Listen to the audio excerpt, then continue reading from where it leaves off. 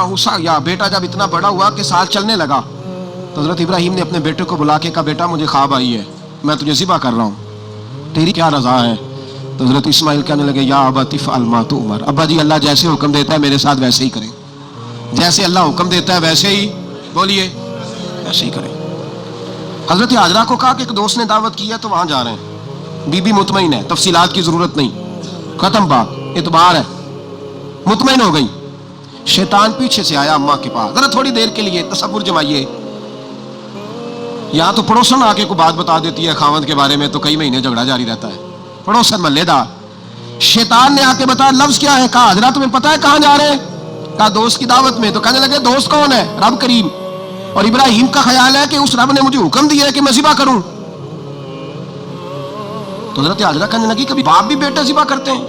तो शैतान कहने लगा उनका ख्याल है कि उनके रब ने हुक्म दिया है। तो जनाब हाजरा फरमाने लगी अगर रब ने हुक्म दिया तो फिर तू मुझे शैतान लगता है, तू मुझे शैतान लगता है। का क्या मतलब? फरमाने लगी अगर रब करीम का हुक्म है तो मेरे पास एक इस्माइल है, अगर 1000 भी होते मैं सारे अल्लाह के रास्ते में पेश कर देता, दे देती। मालिक का ही तो है सारा कुछ, उसी का है, इसमें लैतुल अल्लाह की क्या गुंजाइश? हज़रत सैयदना इब्राहीम अलैहिस्सलाम ने बेटे के हलक पे छुरी रख भी दी और छुरी चला भी दी, रख भी दी। और वो तो अल्लाह करीम ने फरमाया या इब्राहीम कद सदक़्ता रुया, इब्राहीम तूने ख्वाब सच्चा कर दिखाया, वो क़यामत तक तेरा नाम रहेगा। हज़रत इब्राहीम ने वतन भी दिया, जान भी दी, बेटा भी, अल्लाह करीम ने दुम्बे दिए, फरमाया ये फिदिया है। अब ये कुर्बानी क़यामत तक हज़रत इब्राहीम के तरीके के मुताबिक जारी है। हज़रत इब्राहीम बहुत बड़े मेहमान नवाज थे, बहुत बड़े। आप जब मिस्र में क़याम था तो बड़े बड़े लंबे चौड़े लंगर पकते थे, लोग आया जाया करते थे, बड़ा तफसील के साथ खाना होता था। मेहमान नवाजी आपकी ख़ास सिफ़त मुबारक है।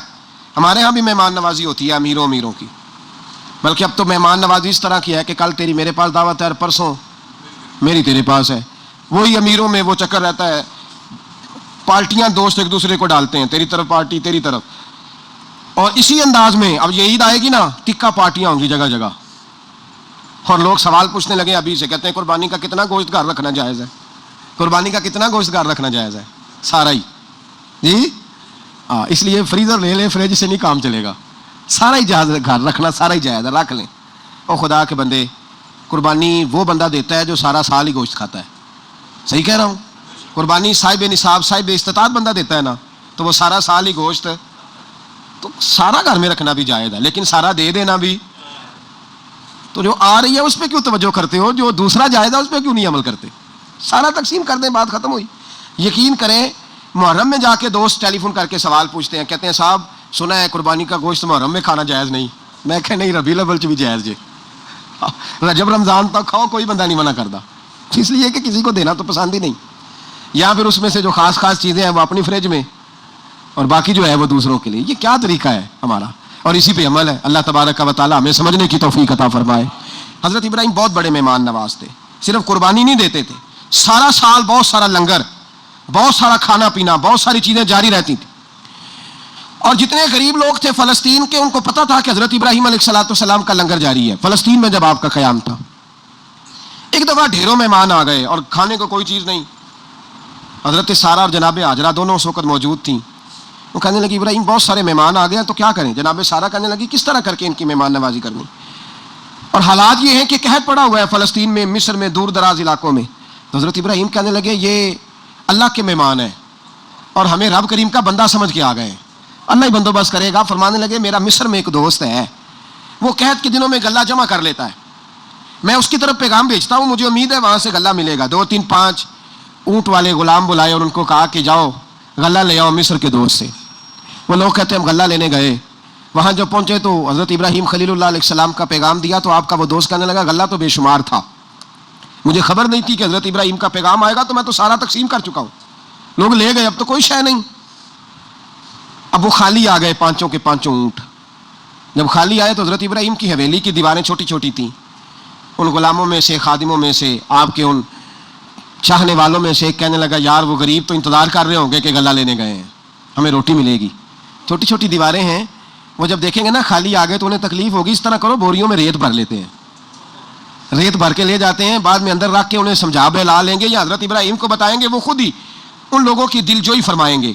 अब गल्ला की जगह रेत भर के ऊँटों पर रख के लाई गई لا کے بوریاں جب رکھ دی گئیں، حضرت ابراہیم علیہ السلام دوپہر کے وقت آرام فرما رہے تھے، بی بی سارا اٹھی، کہتی ہیں جب میں نے دیکھا نا کہ بوریاں پہنچ گئی ہیں تو گئی، غلام کو ساتھ لیا اور اس کو جب کھولا نا تو کہتی ہے اتنی حسین گندم میں نے پہلے کبھی دیکھی نہیں تھی، اتنا پیارا دانہ میں نے کبھی ملاحظہ ہی نہیں کیا تھا۔ فرماتی ہیں جب اس کو پیس کر چکی میں روٹیاں پکائیں تو خوشبو دور دور تک پھیل گئی، اعلیٰ غذا بنی، بڑے بڑے کھانے بیویوں نے مل کے پکائے، چن دیے گئے۔ حضرت ابراہیم اٹھے تو لوگ کھانا کھا رہے ہیں، سجدہ شکر ادا کیا، اور جب سجدے میں گئے تو وہی آنے لگی، پھر رونے لگے۔ جب پلٹ کر باہر تشریف لائے تو جناب سارا کہنے لگی ابراہیم تمہارا مصری یار بڑا اچھا ہے، اس نے اتنی اعلیٰ گندم بھیجی ہے کہ اتنی تو میں نے پیاری گندم کبھی دیکھی نہیں۔ جناب ابراہیم مسکرائے، فرمانے لگی سارا یہ مصری یار نے نہیں بھیجی، یہ میرے عرشی یار نے بھیجی ہے، یہ میرے عرشی یار نے بھیجی ہے۔ بھائی مہمان نوازی مزاج تھا، ہاتھ لوٹا دینا مزاج تھا، دوسروں کی اشک شوئی مزاج تھا۔ حضرت ابراہیم علیہ السلام کا طریقہ ہے قربانی، حضور نے ان کا طریقہ بیان کیا۔ اگر سال کے بعد قربانی دینا ان کا طریقہ ہے تو سارا سال غریبوں کو روٹی دینا بھی حضرت ابراہیم کا طریقہ ہے۔